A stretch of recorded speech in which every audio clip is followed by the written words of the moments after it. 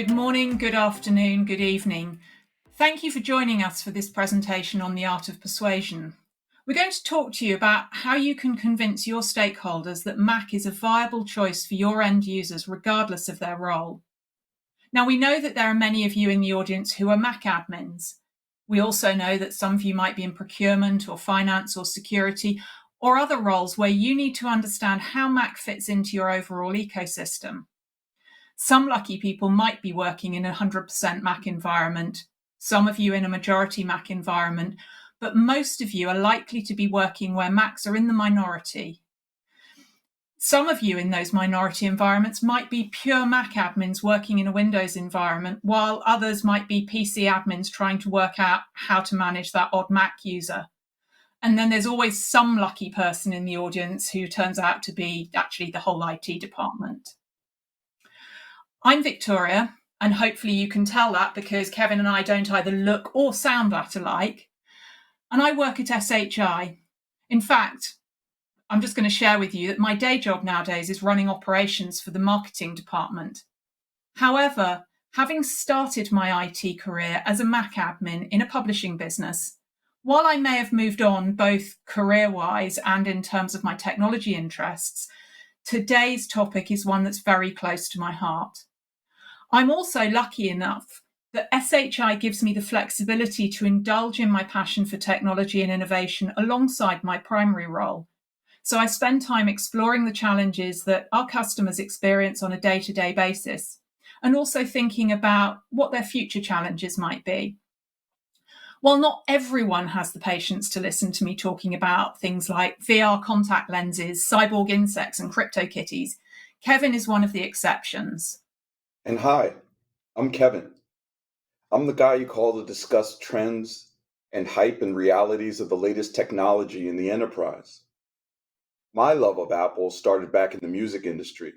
20 years ago, Logic and a Mac Tower was critical infrastructure for the artist I worked for. While I was in the back office most hours, all roads led to the recording studio. Now, I run a services organization across OEMs and operating systems as well as form factors. And today I am so honored and excited to share this time with you. But before we move on, we should probably give you a little bit of information on SHI. We're a global technology solution provider with 30 plus years of history delivering software, hardware, and services to customers around the world. We also happen to be the largest women and minority-owned business in the United States, which has a significant influence on our corporate culture and the way we work. And that's why we wanted to talk to you today about how to engage your stakeholders and sponsors to deliver the best possible outcomes for your organization, while also gaining the recognition that you deserve for the work you do. As it's been a while since Victoria or I were working in the trenches supporting end users directly, and to be honest, I don't really miss them very much. Don't know about you. We decided to go out and do some research and make sure we understood the challenges of current Mac admins and what they were up against. While this is anecdotal data, the feedback we got really resonated with us. And we hope we're right and you feel the same. Because after all, if they don't, then the rest of the presentation might miss the mark. So no pressure here, Kevin. In my opinion, the Mac admins are the unsung heroes of the IT industry. Understanding the Apple ecosystem could be a gift and a curse. It makes you special to the organization, but it also allows you to be the dumping grounds for unsolved problems for Mac users and the rest of IT. When I talk to my customers, friends, and partners, the Mac admins in the group seem to struggle with three major themes. The first is part of being a Mac admin is staying current. It's like having a carefully managed MDM policy to avoid activation lock on the new silicone. M1 chips are about 12 to 24 months old. If your day job as a Mac admin or IT specialist has gotten in the way of advances in the Apple ecosystem, you may have missed an update and break critical applications. This, of course, would cause major heartburn for your end users and a loss of credibility for the platform itself. Second, you're usually a one-person Apple army, chosen because you happen to know the difference between an M1 chip and an Intel processor, say. It may often feel hard to fit in with your IT counterparts who have teams of people to do the work you're expected to do on the Mac, single handedly, with it tied behind your back. The third thing I hear is that Macs cost too much. And so only the developers, marketing, and certain people in the C suite should have access. You end up in this revolving loop of proving that Mac as a choice is the best solution, only to have finance shoot down your ideas in the end due to cost. What's really clear from our research is that Mac admins often feel that they just don't fit in. Our end users are often in the minority in the organisation, and therefore it's relatively easy for other people to dismiss them. But actually, even if there are fewer of them, it isn't always the case that they're easy to dismiss. You need to think about who they are.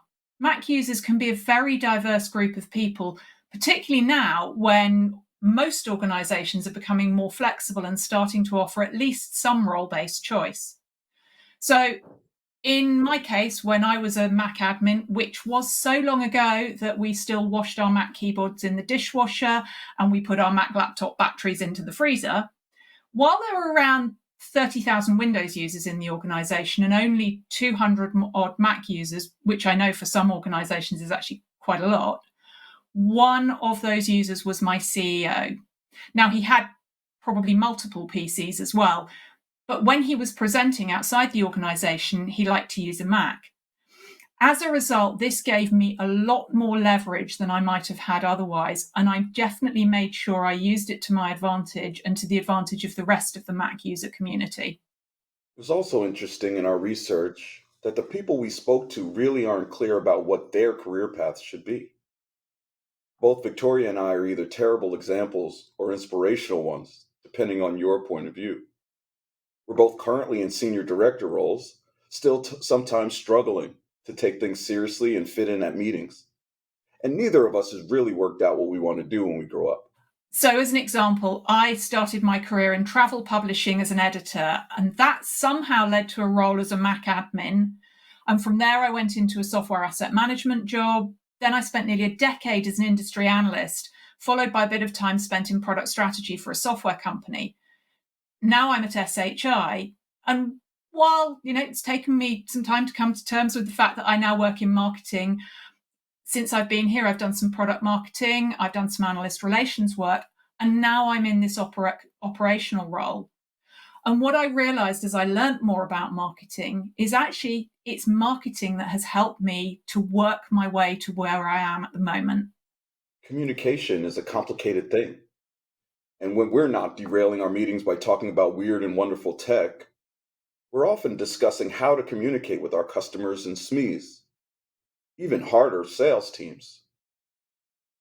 Just like your end users, we're working with a diverse group of people, all of whom have different communication styles.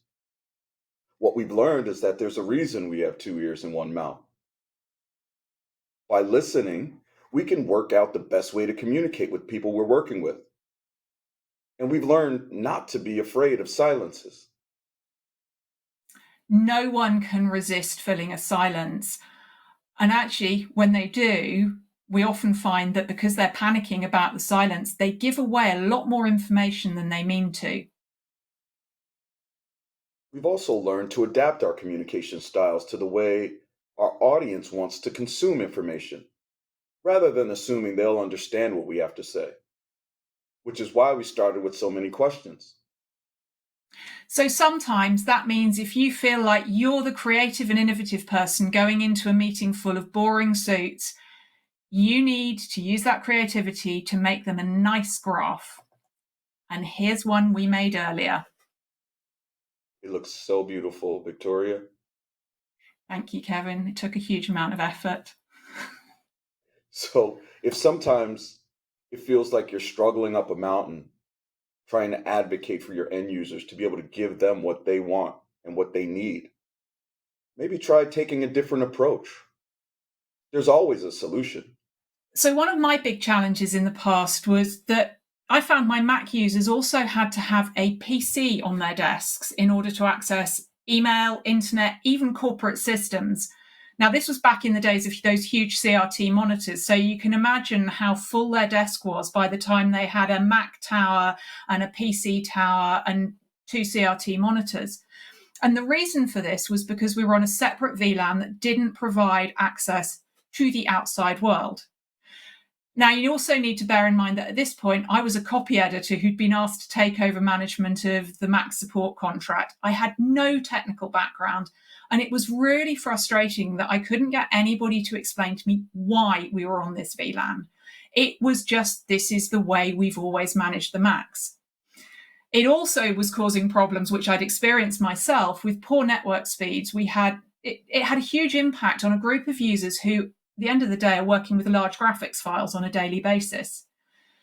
But as part of some building moves and upgrades, I got to know the network team pretty well because we spent a lot of time staring into holes in the floor together or looking at cabling in patch cabinets.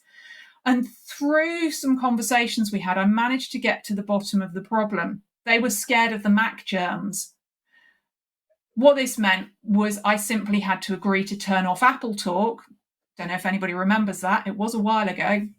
And they in turn agreed that they'd give me gigabit Ethernet to the desks where I had Mac users. So suddenly the Mac users were no longer a problem. The network team no longer had that extra VLAN that they had to worry about. The Mac users had much more space on their desks. And IT got a whole load of PCs and their CRT monitors back, which they could then give to users who'd actually make better use of them.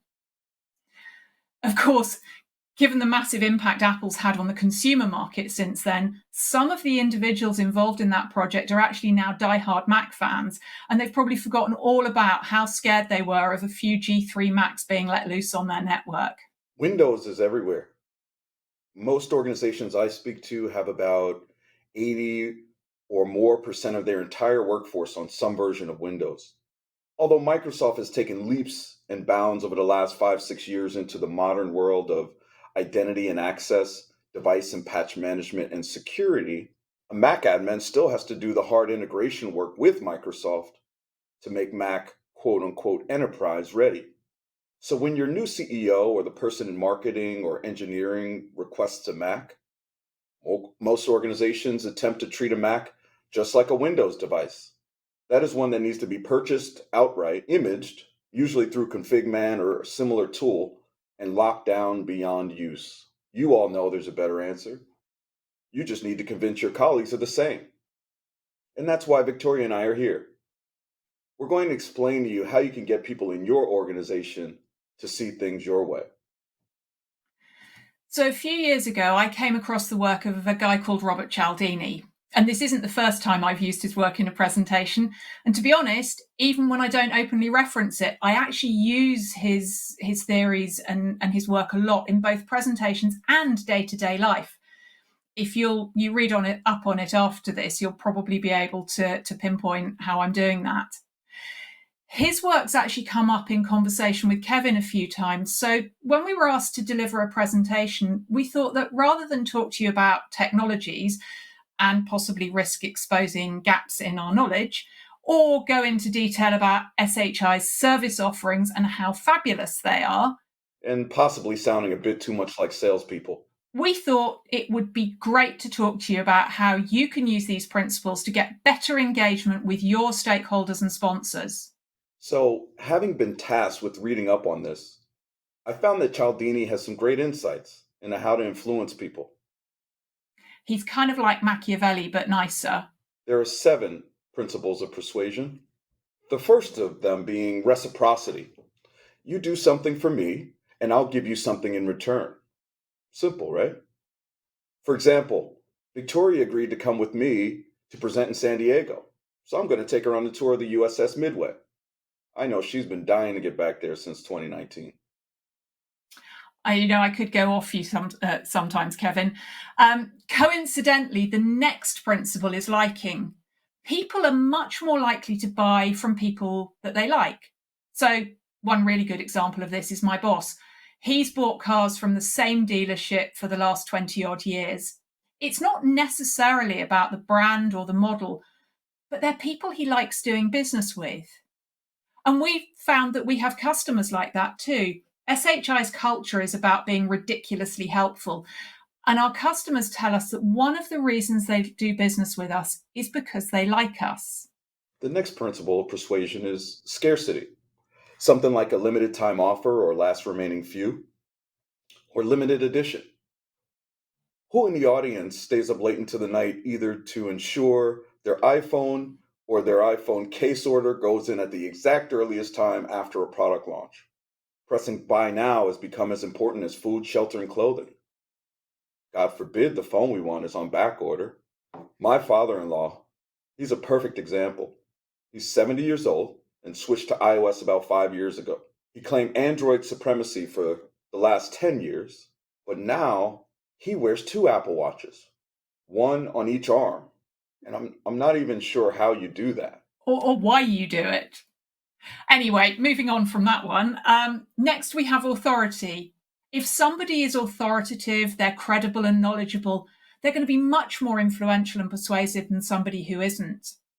Now, this one can be hard because even if you know your stuff, you can often be flawed by imposter syndrome, or maybe you go the other way and you come across as arrogant. Authority can either be earned, so other people pointing to you as a source of authority significantly increases your ability to influence, or it can be assumed. Using data to back up your arguments, so back to using those graphs, or getting people to recommend you or say nice things about you can really help. And on that note, please can you make sure you give Kevin and me really good feedback on this presentation, because it'll help everyone back at the office believe we actually know what we're talking about. The next principle Cialdini talks about is consistency and commitment. This is about being consistent with your self-image. All of us took a 3-year look in the mirror during shutdown orders of COVID.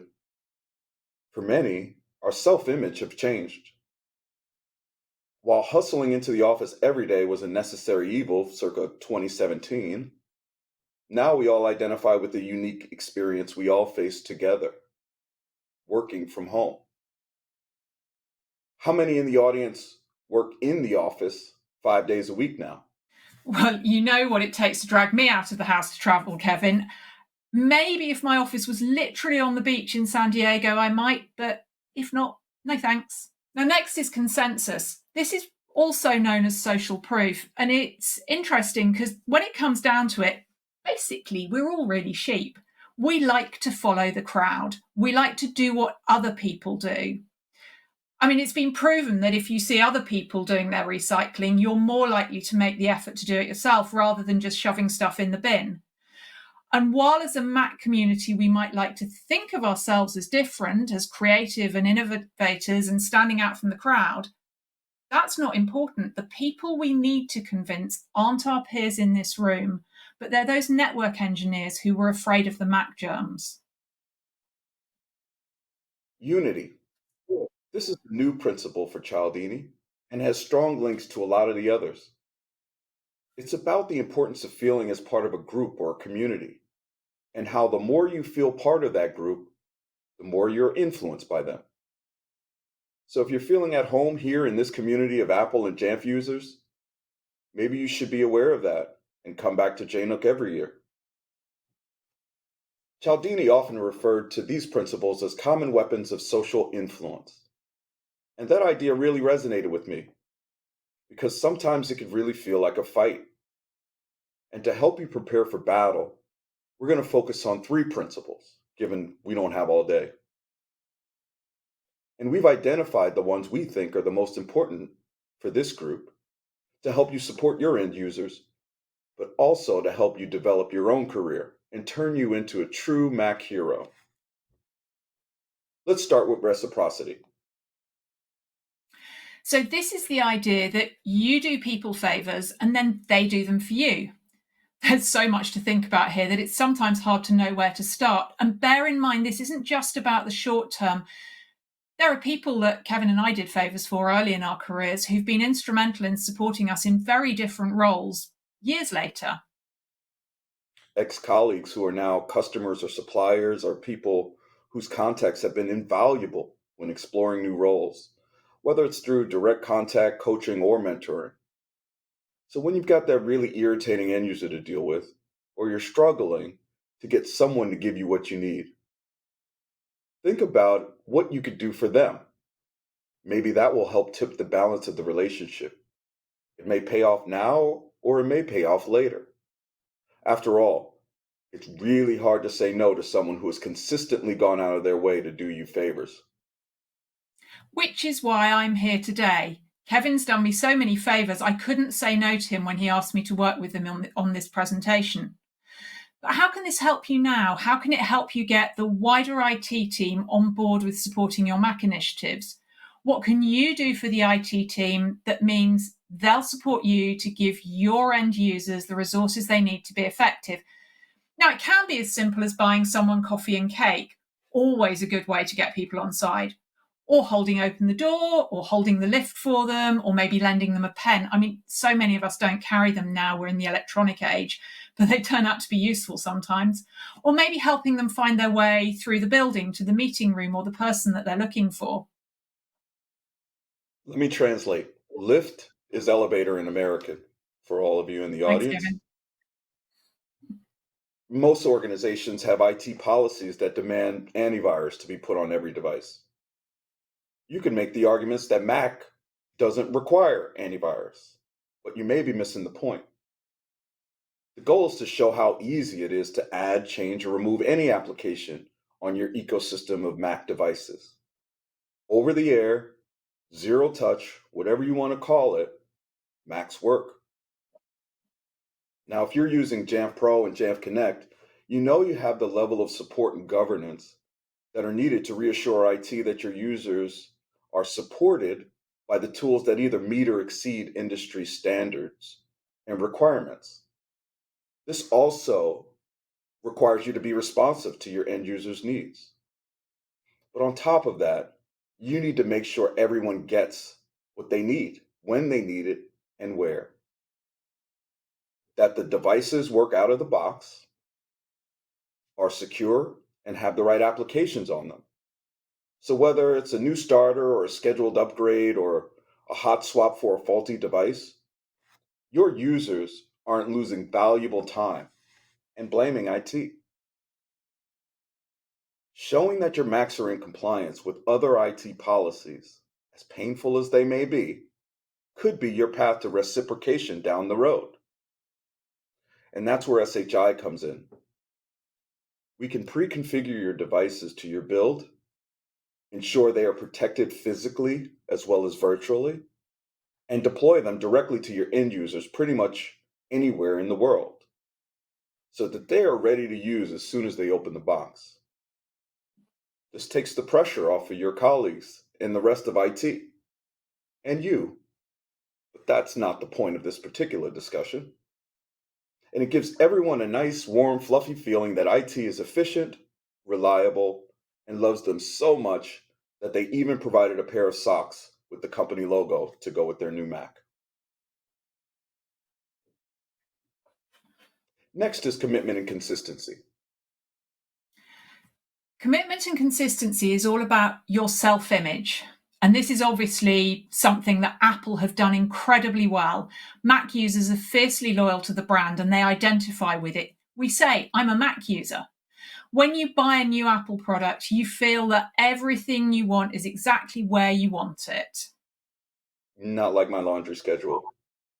Sometimes it's quick loads on Sunday just to make it through to Wednesday. Sounds like we're lucky that this one's a virtual presentation then.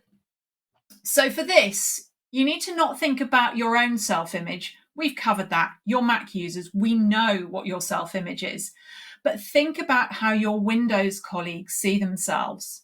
And we can assure you they're not necessarily feeling the benefits of working with the dominant technology. Actually, they probably feel embattled and attacked on all sides. They too have to deal with end users with constant security updates and application upgrades, and the feeling there will never be a day that everything works. So when you're talking to them, try not to be smug about it, but start from there. We know you have enough problems without having to deal with Mac being different, but we've got good news. You don't need to be worried about us. Seriously though, Jamf products have the day one updates required for Mac usage. Your commitment to your organization is that if you continue to invest in the Jamf and Apple platform, Those devices will never have outdated applications or security profiles. When you can tell IT that you don't need special drivers for each version of Mac OS, they can contrast this with how difficult and inconsistent it can be on the Windows side. And now that Microsoft has introduced Autopilot, their version of over the air provisioning, your Windows counterparts will be extremely interested in what you do on the Apple side. By automating with Apple Business Manager, you're one step ahead of your Windows counterparts. So actually, maybe it's time you bring them into the fold. In fact, if your organization wants to deploy iOS, macOS, watchOS, or tvOS, it's all the same configuration profiles that can be leveraged in the Jamf suite of products. Jamf Pro, Jamf Now, they have more hooks than any competing Apple MDM. That's important to remain consistent with the overall company policies. For example, you use the same words for admin account in Windows and Mac, but they're not the same. Bringing your Windows counterparts up to speed on the differences and similarities of Mac management will be key. It's also important to be consistent with your organization's self-image, and as corporate and social responsibility becomes more important, you can actually feel good about working with these companies. Jamf and Apple rank highest in terms of overall ethics, prioritizing social responsibility initiatives like diversity, equity, and inclusion, responsible manufacturing processes, and sustainability. SHI is also the largest minority and woman-owned and operated business in North America. Our CEO, Tai Lee, is responsible for our progressive culture, and we're really proud to be part of an organization where DEI matters. We've got a range of employee resource groups to support diversity of all kinds, where our colleagues can share their experience and support their peers. And our investment in sustainability ranges from really small projects like the SHI Community Gardens in our offices in New Jersey and Austin, through to the introduction of carbon neutral asset recovery services for our customers. It's not lip service either. I've been at the organization a long time, and I've never worked with a more inclusive group of ridiculously helpful people. Our commitment to the IT industry goes way back to 1989, when we began our life as a Lotus Notes reseller. Kevin, the audience isn't going to remember Lotus Notes. Put plainly, SHI isn't going anywhere. We're just getting started. The trick is to get everyone in the organization on the same page. So we need to make sure that the network team and security agree that Mac should be treated like a first-class citizen rather than as an outlier, or like the annoying mosquito that kept me awake last night and made me grumpy from lack of sleep. Do your end users cringe when they must set a device password that's different than their Active Directory password? It seems like SecOps is pushing us to change our passwords more frequently than ever. And to be honest, it takes me ages to think of new ones. Don't we all want to reduce the focus on simple things like password resets to pay more attention to our end users' business needs? Come to that, what is your business? In the sense of what your organization does. I know some third sector and public sector organizations aren't technically businesses, but they still have aims, objectives, and deliverables. And who are your customers? I'm not talking about your end users, but I'm talking about the people who provide the money to pay your salary. What is it that you, your end users, and your colleagues across IT are working towards? Cialdini's seventh principle, and it's a relatively new one, is unity. Unification is difficult in both life and in technology, and there are trade-offs when you attempt to unify anything. Whether you're deciding what to eat for dinner or which device to deploy to hundreds or thousands of end users, there are going to be tough choices that you need to make. Our job has been to provide that unification layer, to understand the best practices across industries, to manage, secure, and deploy technology. Our customers let us do this work so they can focus on their company mission. Who here knows their mission statement? Now, I've been asking this question myself and have seen it asked in presentations for years, and I can tell you now that on average, only about 10% of the audience, at least at IT events, knows the answer. So I guess you'd better prove you're a good example then. SHI's mission statement is, we are passionate about delivering exceptional value and experience as we help customers select, deploy, and manage technology. Gold Star Victoria. Thank you, Kevin. Now, when you focus your efforts on making an impact on the overall company mission, the possibilities become endless. Conversely, if you only execute on your piece of the puzzle, it's easy to be overlooked or misunderstood, or worse, replaceable. In review, Cialdini referred to 7 principles as common weapons of social influence. Victoria and I focused on 3 principles, but don't take it from us. Review all 7 principles of influence if you really want to get the upper hand. The 3 that we feel are most relevant to Mac admin heroism are reciprocity, the you scratch my back, I'll scratch yours thing.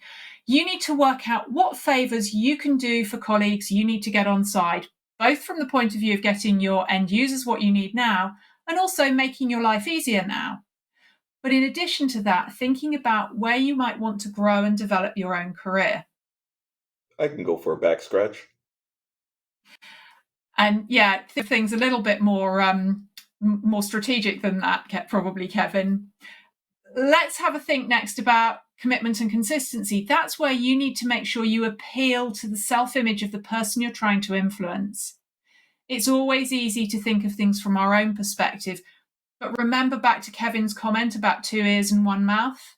Take time to listen and understand the people you're talking to, so you can present solutions to your own problems as solutions to their problems. Finally, unity. You need to be a part of a team, working with your end users and IT towards the organization's goals and missions. Whether this means enabling single sign-on solutions or explaining to your Windows counterparts how over-the-air provisioning technology works, you're all in this together, and you need to work together in order to reach those goals. So if you employ these weapons of social influence, you can change other people's perception of you from being a Mac admin who gets in the way to being a Mac admin that gets it. You've learned to communicate in a way that means people understand you and know that you understand them. You're open to learning more about their needs and therefore able to deliver on them more effectively. So we want to help you be more successful in your role by helping your end users to be more successful, which in turn makes your organization more successful. Kevin's passion for technology and solving these problems for customers means that he's been instrumental in helping SHI build solutions that leverage Jamf and Apple products to do just that. So I'm going to leave him to give you the sales pitch on how SHI can help. SHI offers the entire Apple and Jamf ecosystem. That's every Apple and Jamf product globally. We also focused on improved employee experience. That's XLAs, not SLAs. Happy and productive end users is the goal. And we also offer a full suite of lifecycle services that include things like MDM installation, configuration, and ongoing management, identity and access, hardware and lifecycle management, and of course, a range of the over-the-air provisioning technologies. SHI has 2 million devices under management under Apple Business and Apple School Manager, and we've been at Device as a Service for over 10 years. If you want to know more about these services, please listen to my colleague Brian O'Neill's session on surviving chip shortages using SHI's Integration Center. Thank you for your time and attention today. Kevin and I are available if you have any questions, but if you really want to talk to the people who can explain how SHI works with both Jamf and Apple to help your organisation be more successful, then stop by the booth, either on the show floor or the virtual booth, and talk to the experts. I hope you enjoy the rest of the event.